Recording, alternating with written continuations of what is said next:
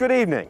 This Thanksgiving week, we are here in Plymouth, where the very first Thanksgiving took place. Tonight, we celebrate this community, now 400 years old, with a look back at some of the people and places Chronicles visited.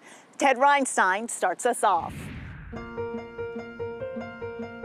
It was settled in 1620, is known now as America's hometown, and is the oldest town in Massachusetts. But Plymouth also covers 134 square miles, making it the largest town in the state as well. Because of its enormous area, Plymouth can sometimes seem like many places all in one.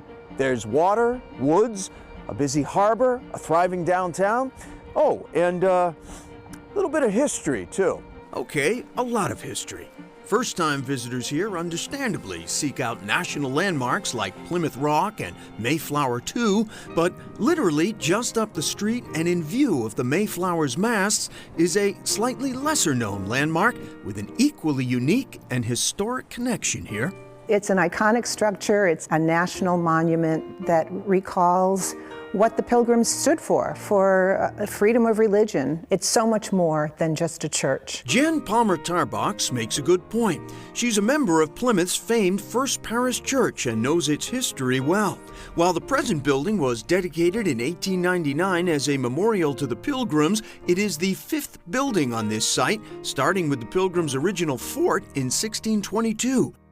That 398 years of history gives First Parish a rather unique distinction. The longest continuous place of worship in the country. Period. William Brewster was the first and probably most well-known elder, and we still have Brewsters worshiping here.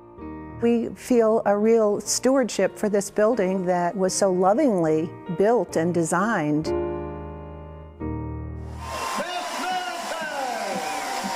Thanksgiving belongs in Plymouth, Mass, and we own it. But alas, this year Plymouth has had to forego its most loved tradition. The bands, the floats, the pageantry of America's hometown Thanksgiving celebration, and the pride and joy of Executive Director Ollie DiMacedo. I go to bed at night, my wife wants me to go to sleep, and my mind is rolling with different ideas and different concepts of what we do from year to year, always telling the greatness of our great land. To me, it's personal. I immigrated here to the United States in 1966 as a young boy. We moved to Dorchester, Massachusetts. We lived in a 3-decker on Center Street with 14 of us in one second floor. So I have a tremendous appreciation for this great land. What you see here is a tremendous story of a tremendous country told by its own people.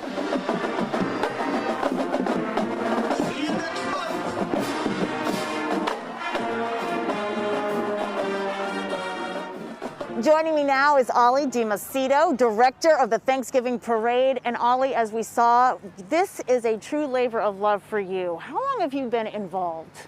About 25 years now. It is a labor of love for me. I really enjoy doing this. I think that America has a profound history, not only as a nation, but to the whole world. So I think telling our story from year to year, where it all began right here in Plymouth, Massachusetts, is a very important thing to do, and we do it every Thanksgiving with all that we have. What does this parade mean to Plymouth, and how did it get so big? People come from all over the world, all over the country to take part in this event, and I think it's a huge event. I think all of Plymouth, actually the whole surrounding area, from here to Boston and up to New Hampshire and beyond, have made it a place to come every Thanksgiving now.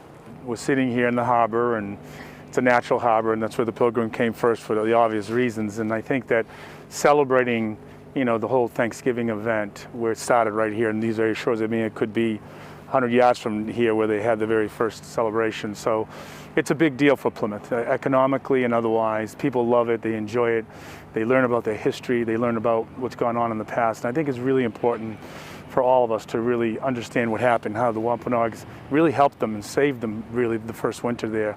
And so there's a lot of incredible stories to tell, and I think the nation needs to hear it over and over again.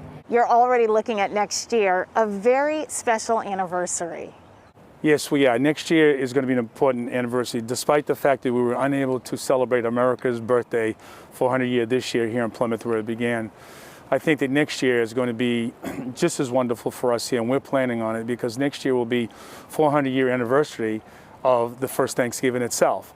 It's a national holiday, and we look forward to celebrating not only with Plymouth and America and the world Thanksgiving, and I hope that come next November we have so much more to be thankful for. Your words, we're taking those with us. All right, Ollie, thank you so much for joining us. We'll have more from Plymouth when we return.